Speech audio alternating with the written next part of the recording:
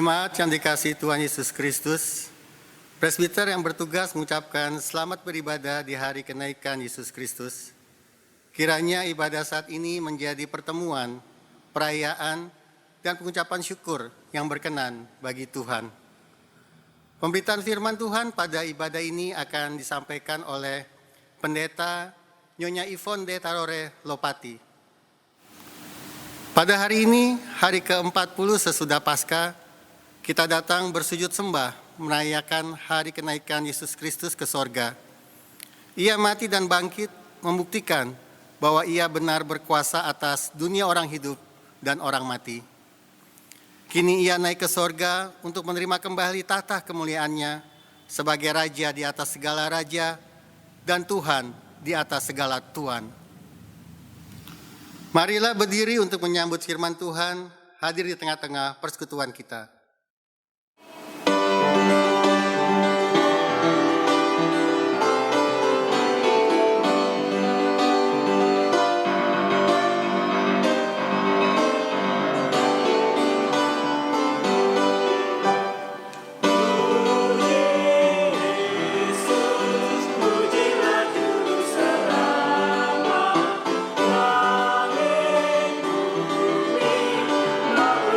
Kasih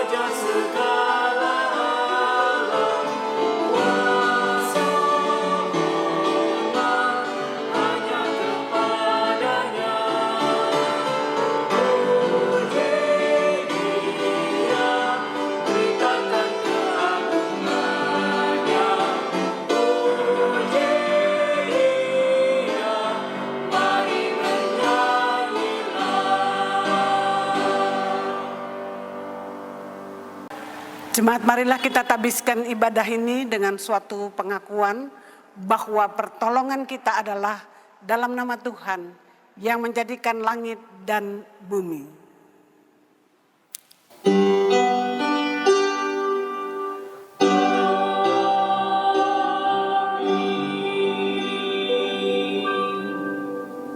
Nats pembimbing bagi kita dari 1 Timotius 3 ayat 16. Dan sesungguhnya agunglah rahasia ibadah kita. Dia yang telah menyatakan dirinya dalam rupa manusia, dibenarkan dalam roh, yang menampakkan dirinya kepada malaikat-malaikat, diberitakan di antara bangsa-bangsa yang tidak mengenal Allah, yang dipercayai di dalam dunia, diangkat dalam kemuliaan. Demikian nats pembimbing bagi kita. Kasih karunia dan damai sejahtera dari Allah Bapa kita dan dari Tuhan Yesus Kristus menyertai kamu.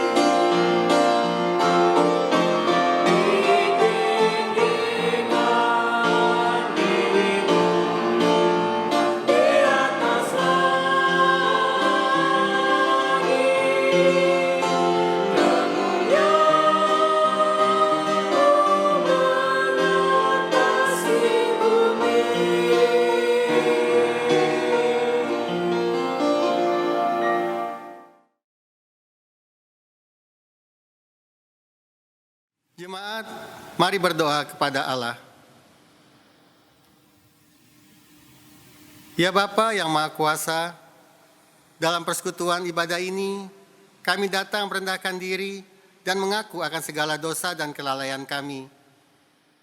Seringkali kami bersikap egois, melalaikan tugas sebagai kawan sekerja Allah. Bahkan acap kali kami menutup mata dan lepas tangan ketika ketidakadilan dipertontonkan. Berilah kami pengampunan dan damai sejahtera-Mu ya Bapa. Berkenanlah kiranya Engkau mengutus Roh-Mu yang kudus untuk memenuhi hati dan pikiran kami, supaya hidup kami berkenan di hadapan-Mu. Ajarlah kami untuk mengikuti teladan kasih-Mu dan melakukan firman, serta bersedia menjadi saksi-saksi Kristus yang hidup, sehingga melalui kami banyak orang akan memuji dan memuliakan nama-Mu. Dalam nama Yesus kami berdoa. Amin.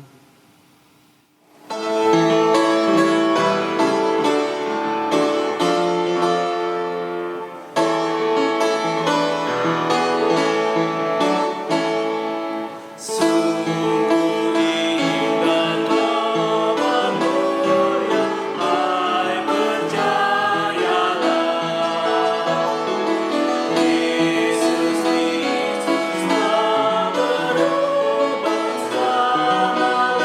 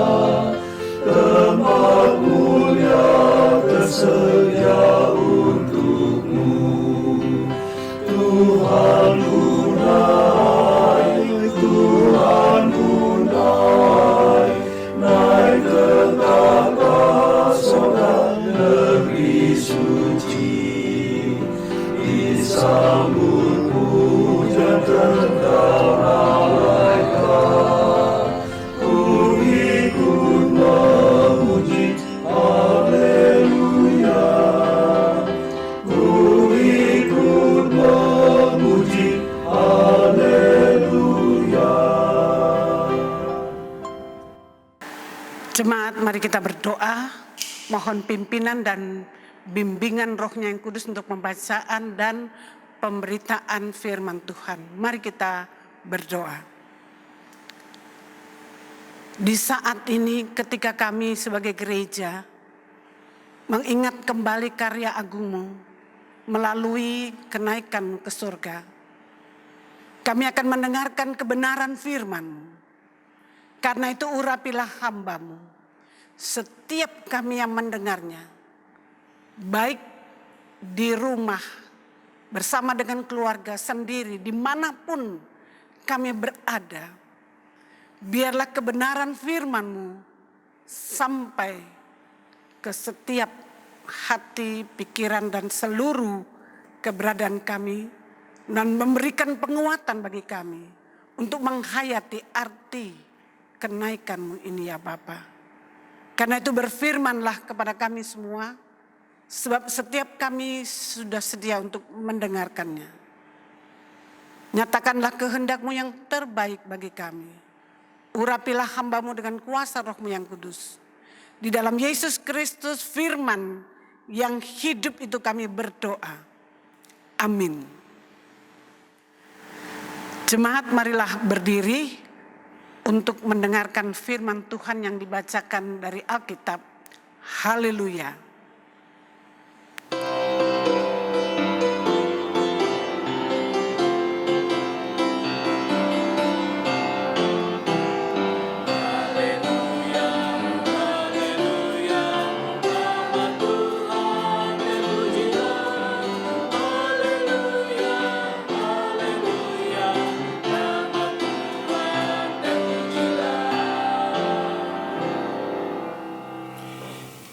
Bacaan Alkitab hari ini dari Injil Lukas 24 ayat 50 hingga 53, Lukas 24 ayat 50 hingga 53 yang menyatakan, lalu Yesus membawa mereka keluar kota sampai dekat Betania.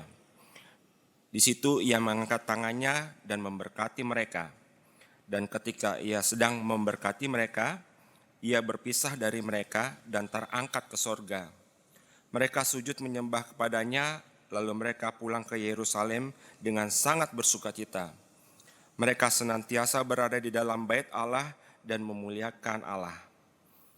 Demikianlah pembacaan Alkitab. Hendaklah firman Tuhan dengan segala kekayaannya diam di dalam hatimu dan ucaplah syukur kepada Allah.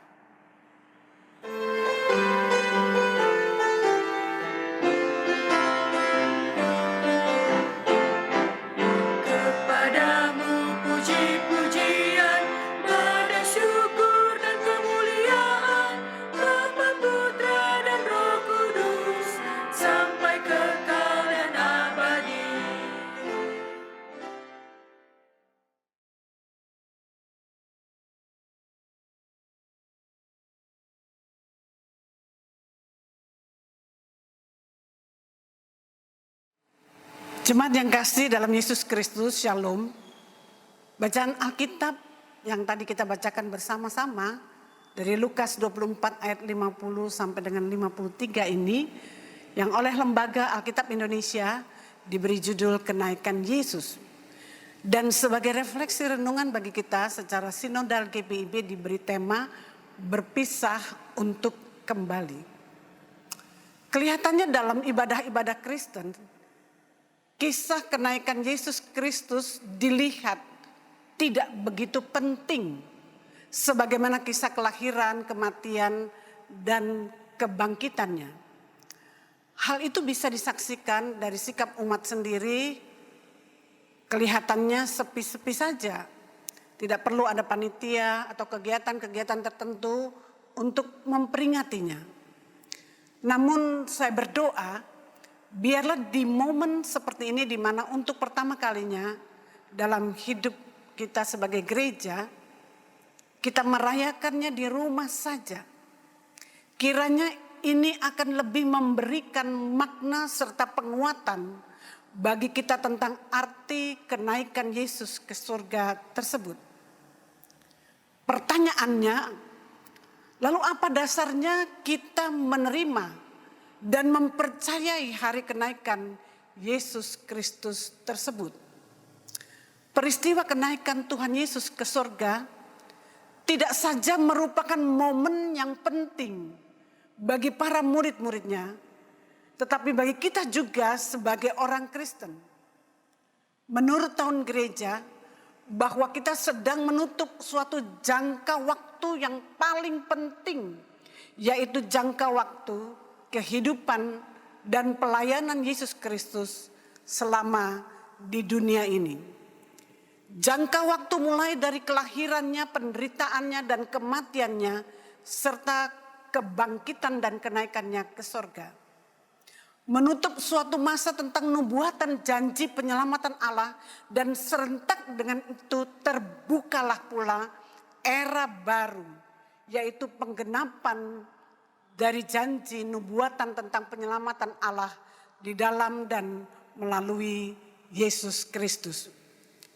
Karena itu jemaat yang kasih dalam Yesus Kristus, pengakuan ini penting sekali.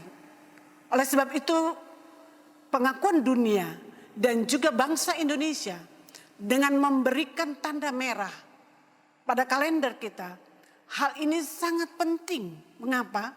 Untuk membuktikan bahwa ia memang pernah lahir dan datang ke dunia ini. Ia pernah mengadakan mujizat-mujizat dan kuasanya selama pelayanannya di dunia ini. Ia pernah menderita secara luar biasa sampai mati di atas kayu salib. Dan ia bangkit dari antara orang mati. Bahkan Paulus memberi penegasan bahwa andaikan Yesus tidak bangkit, maka sia-sialah kepercayaan kita, sia-sialah ibadah dan doa-doa kita kepadanya, serta sia-sialah pemberitaan dan kesaksian gerejanya. Bahkan kata Paulus, kita adalah orang-orang yang paling malang di dunia ini kalau memang Yesus tidak bangkit. Sampai pada akhirnya Yesus naik ke surga untuk menyediakan tempat bagi orang-orang yang percaya kepadanya. Jemaat yang kasih dalam Yesus Kristus, walaupun demikian ada satu fakta lain yang tidak bisa dipungkiri saat itu, terutama mereka yang membenci, membunuh, memusuhi Yesus. Setelah kematian Yesus Kristus, mereka berpikir, tamatlah riwayatnya. Selesailah sudah kisah tentang Yesus dengan semua pengikut-pengikutnya. Itu pikiran manusia, itu rencana manusia. Namun tidaklah demikian dengan rencana dan karya agung Allah di dalam Yesus Kristus. Para murid Yesus pun semula berpikir seperti itu. Ibaratnya apalagi yang bisa diharapkan dari Yesus yang sudah mati.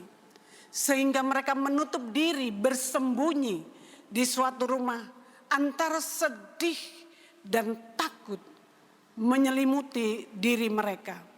Tetapi ketika berita tentang kebangkitan Yesus itu tersebar di mana-mana, bahkan di saat Yesus sendiri menjumpai mereka di rumah yang tertutup itu, barulah mata hati rohani mereka terbuka. Barulah mereka percaya. Barulah mereka berani keluar dari persembunyian mereka. Dengan demikian apa yang diberitakannya selama 40 hari secara terus menerus tentang kerajaan Allah setelah kebangkitannya bukanlah sebuah ilusi, halusinasi, ataupun impian semata. Pada hakikatnya, apa yang Yesus khotbahkan tersebut sebentar lagi akan disaksikan oleh murid-muridnya. Bahwa Yesus akan pergi, tetapi ia pergi untuk kembali. Sebagaimana tema renungan kita hari ini. Informasi yang disampaikan oleh Lukas tentang kenaikan Yesus ini memang cukup singkat. Hanya 3 ayat. Dari ayat 50 sampai dengan 53. Namun bukan berarti Lukas menganggap ini tidak terlalu penting. Peristiwa kematian Yesus ini, kenaikan Yesus ke surga ini tidak penting.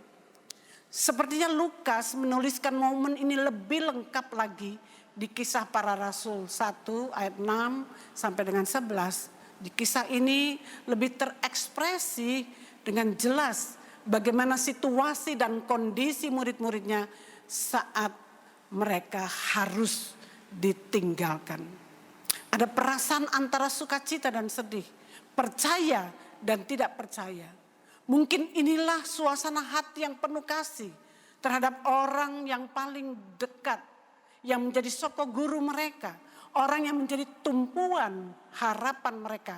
Bahkan mereka berharap Yesus lebih lama lagi hadir di tengah-tengah mereka untuk memulihkan keadaan mereka. Saudara dapat membayangkan sendiri bagaimanakah perasaan kita saat ditinggalkan, kehilangan oleh orang-orang yang kita cintai, yang menjadi tumpuan harapan kita. Dalam sebuah film Aftershock, seorang ibu yang kehilangan anak satu-satunya, ia berkata, saudara tidak akan pernah merasakan apa artinya ditinggalkan atau kehilangan jika saudara sendiri belum pernah mengalaminya. Rasanya seperti ada sesuatu yang lepas dari diri kita, terutama juga kalau kita kaitkan dalam konteks kita saat ini, menyangkut situasi dan kondisi bagaimana banyak orang yang merasa kehilangan. Saat seorang anak yang kehilangan atau ditinggalkan oleh ibunya, sehingga dia terus menerus ada di peti mati ibunya. Saat seorang rekan kerja, para medis, kehilangan kerabatnya, ditinggalkan. Saat mereka yang pergi, yang meninggal itu, mereka hanya boleh diantar oleh para petugas kuburan dan hanya bisa memandang dari kejauhan. Tentu bukanlah perkara yang mudah, saudara. Murid-murid Yesus sih bisa melihat langsung, menyaksikan kepergian Yesus. Tetapi kita, maaf, ada banyak keluarga saat ini terkadang sama sekali tidak boleh atau tidak bisa melihat kepergian orang-orang yang mereka cintai, yang mereka kasihi. Demikian pula saat ini bukan saja perasaan kehilangan atau ditinggalkan, tetapi banyak sekali orang yang merasa kehilangan, misalkan kehilangan pekerjaan, usaha, pendapatan, kehilangan pemasukan, kehilangan pelanggan, toko-toko tutup, mal-mal tutup, bandara, terminal, kehilangan penumpang. Para dokter kehilangan pasien di tempat prakteknya, bioskop kehilangan penontonnya, bahkan nyaris bangkrut. Dan banyak orang yang kehilangan pengharapan sehingga mengalami stres berat. Baru-baru ini ada yang karena merasa kena penyakit COVID-19, dia bunuh diri, loncat dari ketinggian di rumah sakit. Saudara yang kasih dalam Yesus Kristus, ketika kita merasa makin kuat memiliki seseorang dan sangat dekat dengannya, bahkan menjadi belahan jiwa kita, maka makin kuat pula rasa keterhilangan tersebut. Apalagi di saat-saat terakhir, kita tidak bisa mendengarkan kata-katanya yang ia ingin ucapkan, yang ia ingin sampaikan pada orang-orang yang ditinggalkan. Nah, semua ini berbeda dengan pengalaman murid-muridnya saat itu, saat mereka akan ditinggalkan Yesus. Mereka justru di dalam Injil Lukas 24 ayat 50 sampai dengan 51 dikatakan, lalu Yesus membawa mereka keluar sampai dekat Betania. Di situ ia mengangkat tangannya dan memberkati mereka. Dan ketika ia sedang memberkati mereka, ia terpisah dari mereka dan terangkat ke sorga. Jemaat yang kasih dalam Yesus Kristus, Lukas mencatat hal terakhir yang Tuhan Yesus lakukan sebelum meninggalkan murid-muridnya di bumi atau sebelum kenaikannya ke sorga. Pertama-tama yaitu Yesus sendiri yang membawa mereka keluar. Apa artinya ini? Kalau Yesus sendiri yang membawanya, pasti dia memberikan jaminan, pasti punya makna tersendiri. Pasti dia akan merencanakan sesuatu yang terbaik untuk murid-muridnya. Lukas mencatat hal terakhir yang Yesus lakukan sebelum meninggalkan murid-muridnya di bumi atau sebelum kenaikannya ke surga. Maka saudara yang kasih dalam Yesus Kristus, dia di sini mempersiapkan mereka. Yesus membawa mereka keluar dari ketakutan dan keraguan. Yesus membawa keluar untuk menyambut masa depan yang ia akan nyatakan kepada mereka. Yang lebih utama lagi, Yesus membawa manusia keluar dari dosa-dosa dan perbuatan-perbuatan yang lama untuk menerima berkat-berkat ilahi. Setelah itu Yesus mengangkat tangannya dan memberkati murid-muridnya. Inilah hal terakhir yang dilihat oleh murid-muridnya. Sambil terangkat ke sorga, Yesus memberkati mereka. Berkat Yesus ini mengingatkan kita pada konsep Alkitab yang diucapkan Allah setelah ia menciptakan alam semesta dan manusia. Kalau kita baca di Kejadian 1 ayat 28 dikatakan Allah memberkati mereka, memberkati manusia, laki-laki dan perempuan. Allah memberkati mereka dengan anak cucu. Allah memberkati mereka dengan bagaimana mereka diberikan mandat, otoritas untuk berkuasa atas alam dan seisinya ini untuk mereka boleh menikmati kehidupan. Paling tidak ada 3 hal yang mendasar dari berkat ini, yaitu Allah memberkati laki-laki dan perempuan dengan anak cucu, Allah memberkati manusia dan beri otoritas untuk menikmati alam ini, dan Allah memberkati masa depan mereka. Itulah juga yang merupakan konsep ibadah kita setelah pengutusan selalu diakhiri dengan berkat. Berkat yang sama inilah yang memberkati kehidupan murid-murid Yesus ke depan. Tangan Yesus yang terangkat, yang penuh berkat ini adalah tangan Yesus yang sebelumnya sudah dia buktikan kepada murid-muridnya. Bagaimana dia memberkati roti dan ikan yang dilipat gandakan. Bagaimana dia memberkati orang yang buta sehingga melihat kembali. Bagaimana tangannya juga memberkati, menyembuhkan orang kusta. Tangan ini pula lah yang membangkitkan orang muda dari kematiannya. Begitu banyak berkat yang Yesus lakukan, begitu banyak berkat yang sudah mereka saksikan. Dan ini terus dilakukannya bahkan sebelum naik ke surga. Saudara yang kasih dalam Yesus Kristus, dikatakan dia mengangkat tangannya untuk memberkati murid-muridnya. Dia juga yang akan memberkati dan menyertai kita kemanapun kita pergi. Dan Yesus akan terus memberkati kita. Dia jugalah yang memberkati kita pada masa lalu, masa kini, dan masa yang akan datang. Berkat inilah yang memampukan kita untuk bisa tetap bertahan di segala situasi dan kondisi. Bahkan kami pun dapat menjadi saluran berkat bagi sesama kami.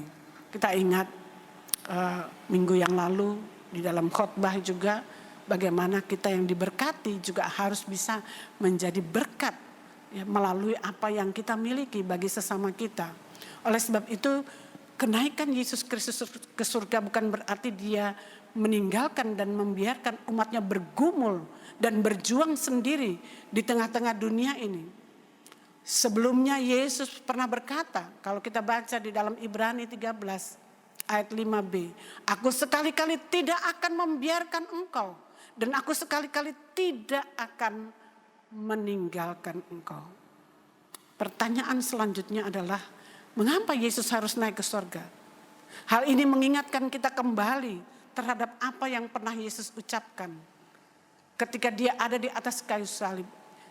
Di dalam Yohanes 19 ayat 30 Yesus katakan, finish, sudah selesai. Pekerjaannya di dunia sudah selesai. Tujuan Yesus naik ke surga untuk menyediakan tempat bagi setiap orang yang percaya kepadanya. Kalau kita baca di dalam Injil Yohanes 14 ayat 2 sampai 3 dan juga ayatnya yang ke-6.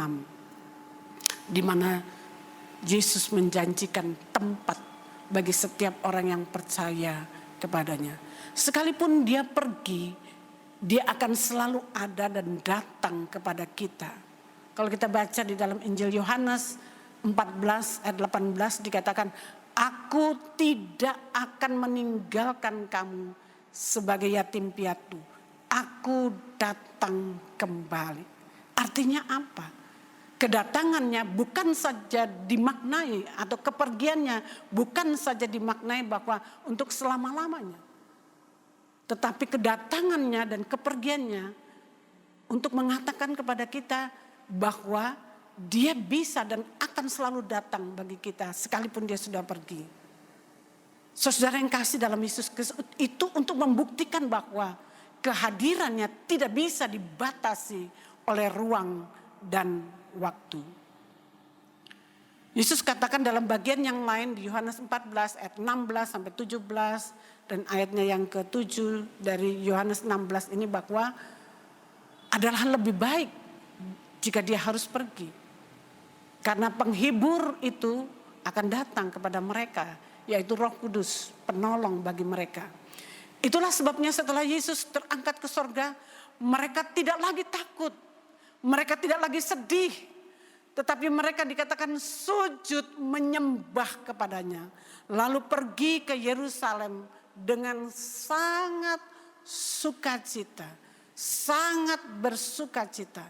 Mereka senantiasa berada di dalam bait Allah dan memuliakan Allah. Yang mengekspresikan bahwa mereka merendahkan diri dengan rasa hormat, dengan percaya akan kuasa yang Yesus miliki, sekaligus sebagai wujud kesetiaan mereka untuk melanjutkan amanat agung Yesus Kristus di dunia ini. Karena itu jemaat yang kasih dalam Yesus Kristus, apa maknanya bagi kita? Apa relevansinya? Apa kena-mengenanya bagi kita melalui peristiwa kenaikan Yesus Kristus ke sorga ini? Yang pertama, untuk menyatakan bagi gerejanya bahwa dengan berkatnya itu Dia akan senantiasa menyertai kita dalam situasi kondisi apapun juga, sekalipun kita ditinggalkan oleh orang-orang yang kita cintai.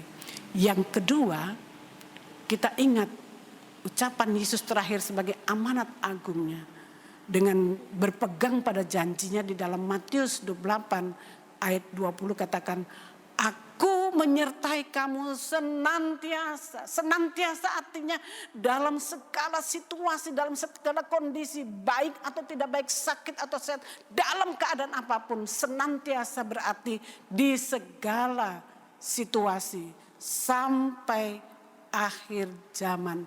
Penyertaannya itu tetap ada bagi setiap orang yang percaya kepadanya. Tuhan memberkati jemaat sekalian. Amin.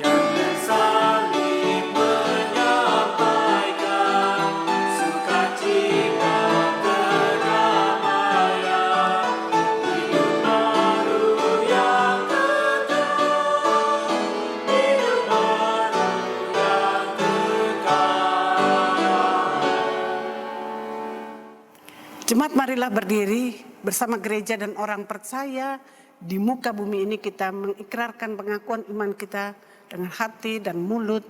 Masing-masing kita berkata, aku percaya kepada Allah Bapa yang Maha Kuasa, Khalik langit dan bumi, dan kepada Yesus Kristus, anaknya yang tunggal Tuhan kita, yang dikandung dari Roh Kudus, lahir dari anak darah Maria, yang menderita di bawah pemerintahan Pontius Pilatus, disalibkan, mati dan dikuburkan, turun ke dalam kerajaan maut.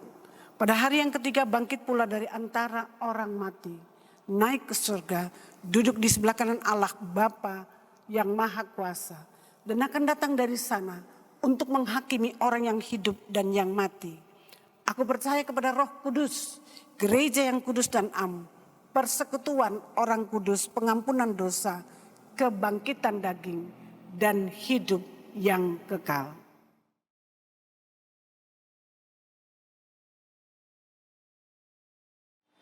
Jemaat yang kasih di dalam Yesus Kristus, marilah kita merendahkan diri di hadapannya. Kita naikkan doa syafaat kita. Mari kita berdoa. Allah Bapa kami yang kekasih di dalam Yesus Kristus, kami bersyukur ya Bapa, sampai saat ini kami boleh memakai gereja-Mu sebagai tempat pelayanan, kesaksian, pergumulan, sukacita, rasa syukur jemaat-Mu. Karena gereja adalah orang-orang yang ada di dalamnya. Itulah sebabnya dimanapun kami sebagai jemaat-Mu beribadah, dari tempat ini sampai ke ujung-ujung dunia, di rumah kami bersama-sama dengan keluarga, atau bahkan kami harus beribadah sendiri. Kami percaya Engkau tidak pernah tinggalkan anak-anak-Mu, gereja-Mu. Karena itu ya Bapa, kami berdoa dan bersyukur atas kasih dan kemurahan melalui peristiwa kenaikan ini. Mengingatkan kembali bagi berkat yang Engkau nyatakan bagi gereja-Mu, bagi kami, bagi para pelayan-Mu, bagi hamba-hamba-Mu, para pendeta bergandeng tangan dengan penatua diaken, komisi-komisi, unit-unit misioner, pengurus pelkat dari anak-anak sampai lansia, BPK, dan sekaligus juga Tuhan, kami berdoa untuk pegawai, koster, semua tim multimedia dan sound system yang ambil bagian untuk mempersiapkan segala sesuatunya dalam pelayanan gereja-Mu.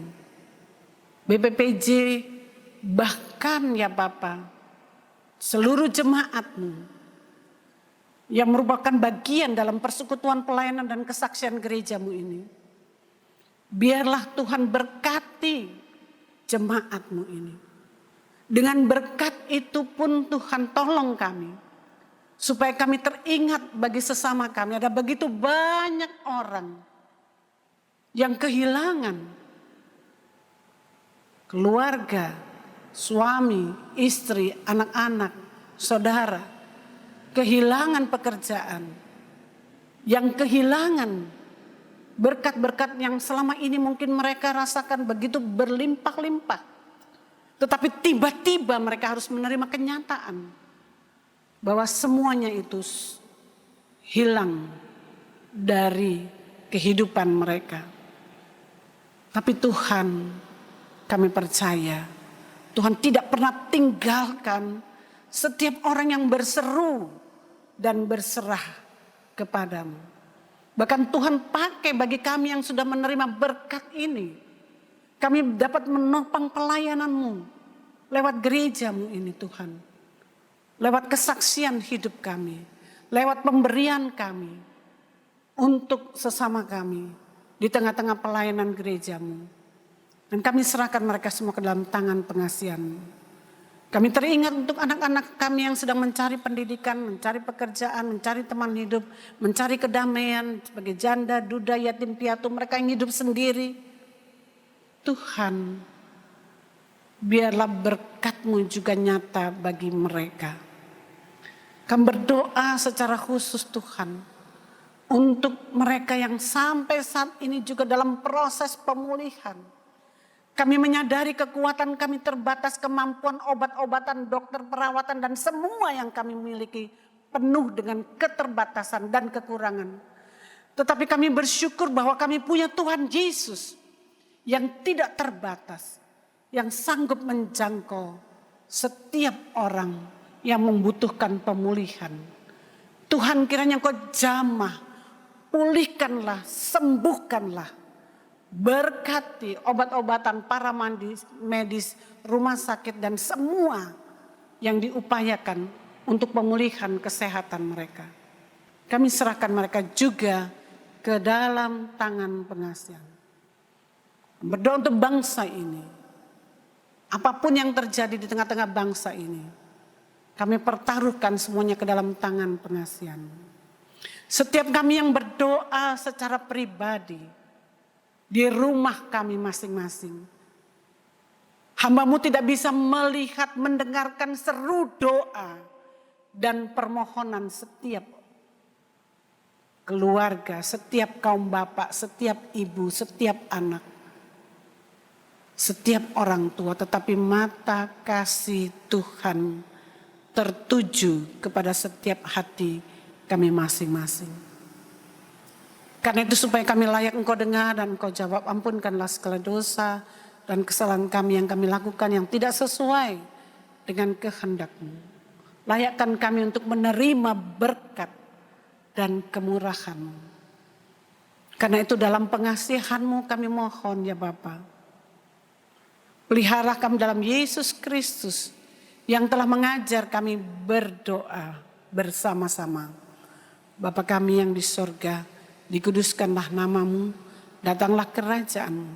Jadilah kehendak-Mu di bumi seperti di sorga. Berilah kami pada hari ini makanan kami yang secukupnya. Dan ampunilah kami akan kesalahan kami. Seperti kami juga mengampuni orang yang bersalah kepada kami. Dan jangan membawa kami ke dalam pencobaan. Tetapi lepaskan kami daripada yang jahat.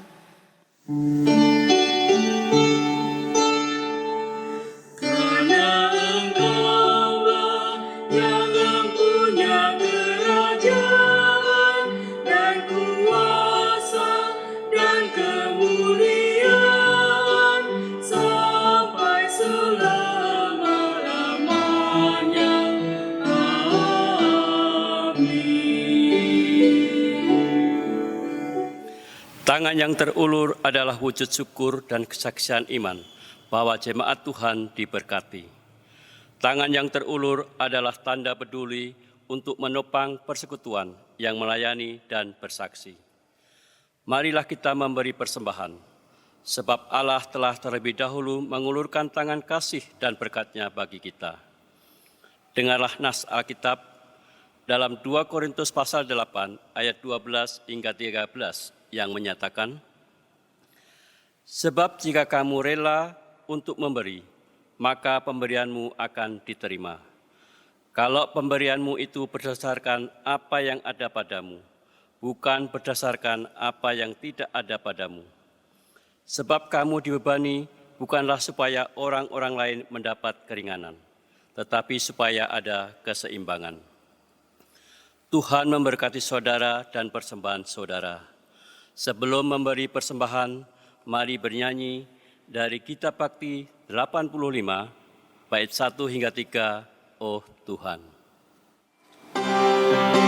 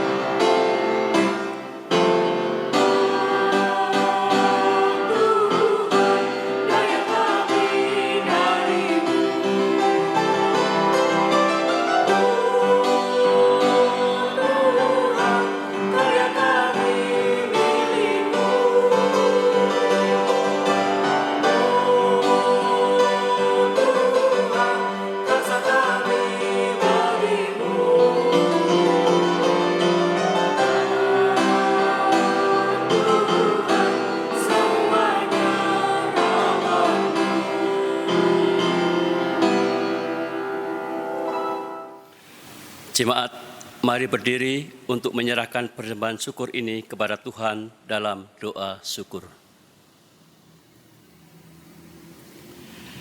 Ya Allah, sumber berkat dan anugerah kehidupan, kami bersyukur kebaikan-Mu menyertai kami.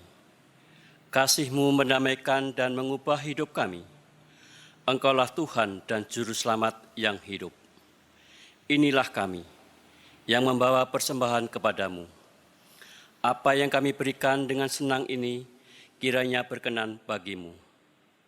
Pakailah hidup kami untuk mengasihi sesama, agar pelayanan dan kesaksian gereja Tuhan menjadi berkat.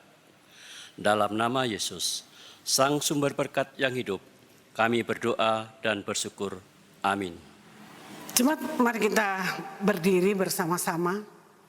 Kita telah mendengarkan sabda firman-Nya sebagai pedoman, janji setianya sebagai pegangan. Karena itu pergilah dengan damai sejahtera untuk meneruskan pelayanan Tuhan melalui keluarga, persekutuan, dan aktivitas kita sehari-hari.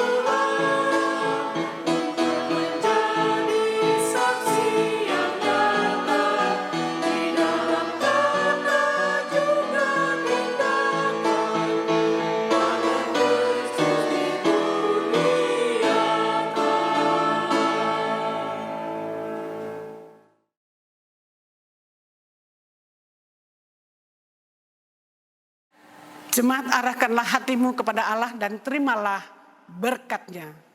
Damai sejahtera Allah yang melampaui segala akal akan terus memelihara hidup dan masa depanmu.